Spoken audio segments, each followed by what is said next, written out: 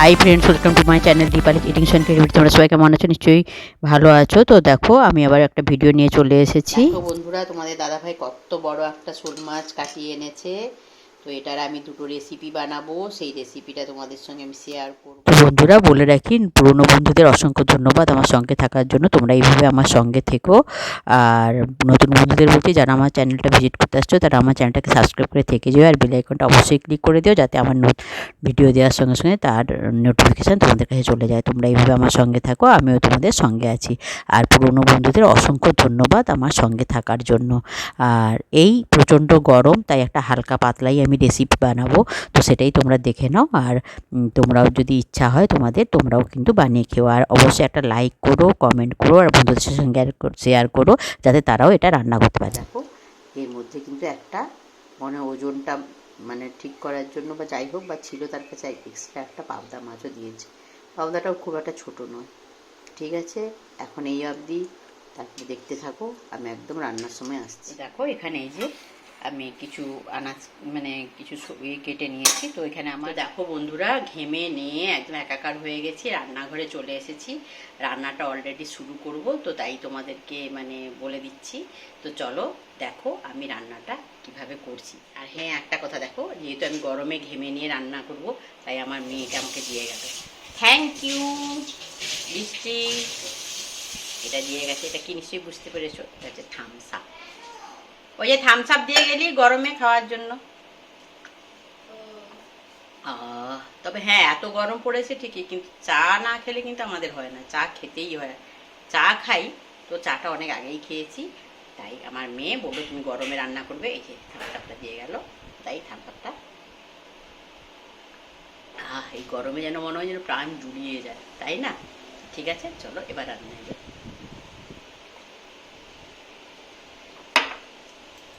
দেখো বন্ধুরা, এই যে একবার ভেজে নিয়েছি, আর একবার এই যে ভাজা হয়ে গেল। এই যে একটা পাবদা মাছ আছে, এটা তোমাদের দাদাভাইকে দিয়ে দেবো ঢেলে। তেলটা তো আছে, আর একটু অল্প তেল অ্যাড করব, ব্যাস। দিয়ে এবার আমি এখানে বলছি যে একটা আম একটু কেটে দে, তো বাবা টকটা বানাবো, যে ওই আমের ঝুড়িতেই আছে। আর দেখো এই যে একটু গোটা জিরে অ্যাড করে দিলাম, আর দিয়ে দেবো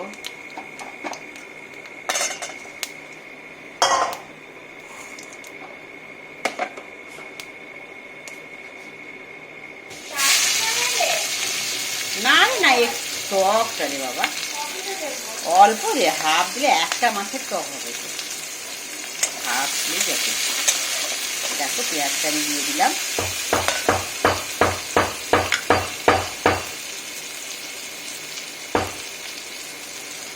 নুন দিয়ে দিলাম,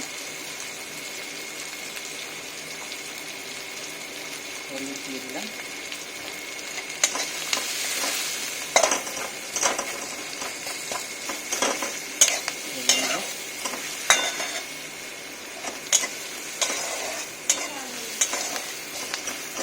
সাইডে কেটে নেয় এটা বটিতে, আটিটা কাটতে পারবি না।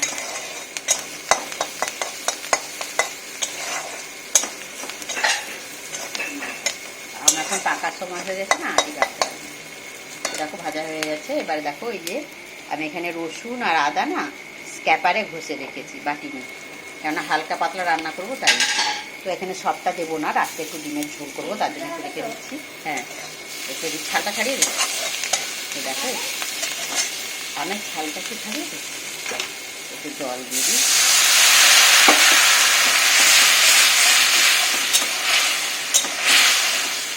জল একটু দেখলাম, নাহলে পুড়ে যাবে। আর একটা টমেটো আমি কুচিয়ে রেখেছি, তো টমেটোটাও অ্যাড করে দিলাম।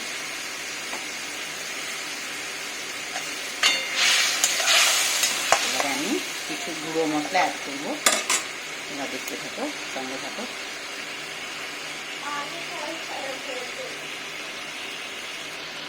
দেখো এবারে আমি এটা অ্যাড করছি, একটু জিরে গুঁড়ি,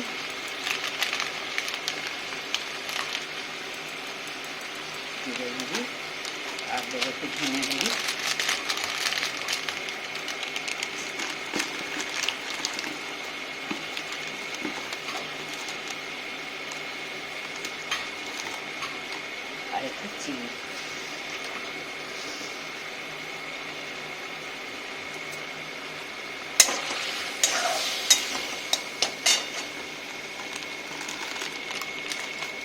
সামান্য লঙ্কা দিলাম, লঙ্কা আসার জন্য দিলাম।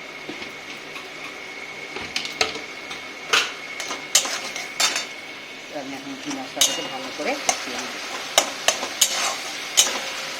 একটু ঢাকা টাকা দিয়ে দিই, দিলে কী হবে, টমেটোটা মজে যাবে। এটা পরে আবার আসছি।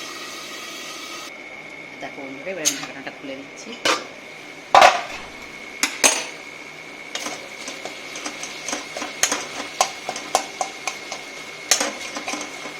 টমেটোটা মজে গেছে একদম, ওকেই বুঝতে পারছো।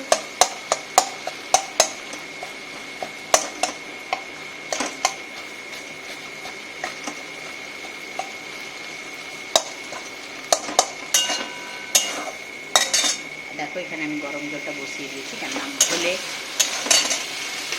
দেখো এখানে আমি গরম জলটা বসিয়ে দিয়েছি, কেননা ঝোলে গরম জল না দিলে না এই টেস্ট আসে না।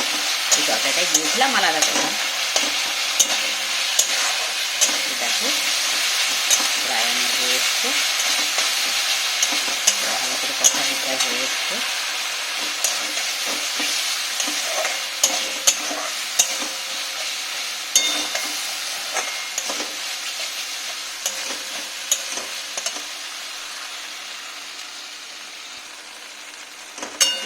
আমার কষানো হয়ে গেছে কমপ্লিট।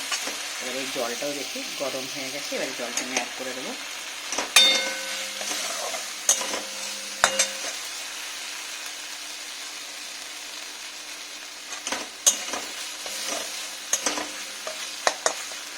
কষানো হয়ে গেছে, এবার জলটাও গরম হয়ে গেছে, জলটা অ্যাড করে দিই।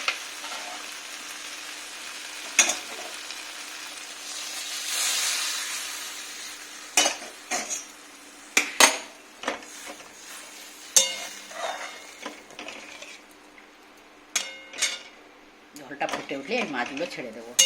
আর যেহেতু আমি আলু দিইনি, অতএব আমার ঝোলটা তাড়াতাড়ি হয়ে যাবে, মাছটা একটু সেদ্ধ হলেই হয়ে যাবে।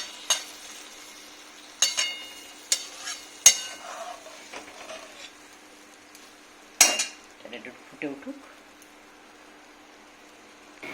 দেখো ঝোলটা আমার ফুটে গেছে, এবারে আমি মাছগুলো দিয়ে দেবো। এটা তোমার দাদা ভাই পাবদা মাছ, আর আমাদের এক পিস, দু পিস দিয়ে দিলাম মাছটা।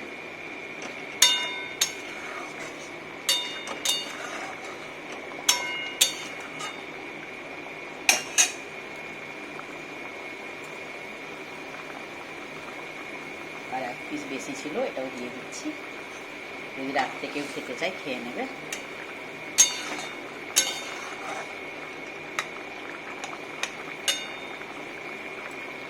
মাছ দিয়ে দিয়েছি, এবার তো আর বেশিক্ষণ লাগবে না সময়, একটু ভাজা হলে মানে একটু রান্না হলে হয়ে যাবে। তো আমি একটু ঢাকা চাপাটা দিয়ে দেবো।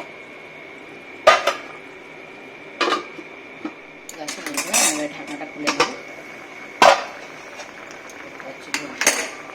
মাছগুলোকে একটু উল্টে দেবো, মাছগুলোকে একটু উল্টে দেবো। হয়ে এসছে প্রায়, বেশিক্ষণ সময় লাগে না। মাছগুলোকে একটু উল্টে দিলাম। এবারে যেটা দেবো আমি সেটা হচ্ছে গরম মশলার গুঁড়ো।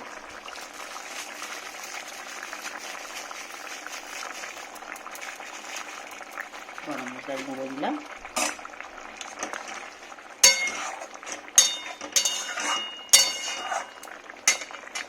আর যেটা দেবো, অনেকদিন হলো আমাদের বাড়িতে ধনেপাতা আসছিল না, তো তোমাদের দাদাভাইকে আজকে ধনেপাতা নিতে বলেছিলাম, তো ধনেপাতা এনেছে।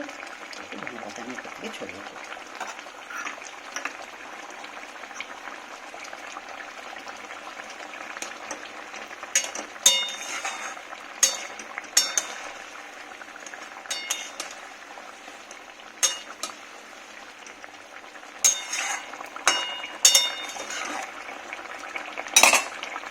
আমার রান্নাটা কমপ্লিট, গ্যাসটা অফ করে দিচ্ছি। দেখো এই যে ঝোলটা এইভাবে এসছে।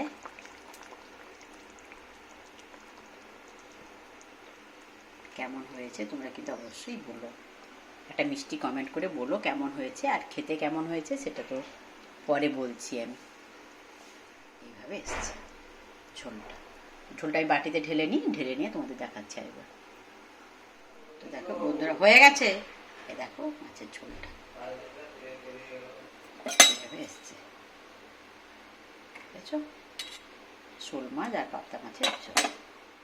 তো বন্ধুরা, ঝোলটা কিন্তু দুর্দান্ত হয়েছিল, সবাই খেয়ে খুব ভালো বলেছে। তোমরাও কিন্তু এইভাবে বানিয়ে খেও, গরমে খুবই ভালো লাগবে। সবাই খুব খুব ভালো থেকো, সুস্থ থেকো, সাবধানে থেকো, আমার সঙ্গে থেকো, লাইক কমেন্ট শেয়ার করো। বাই।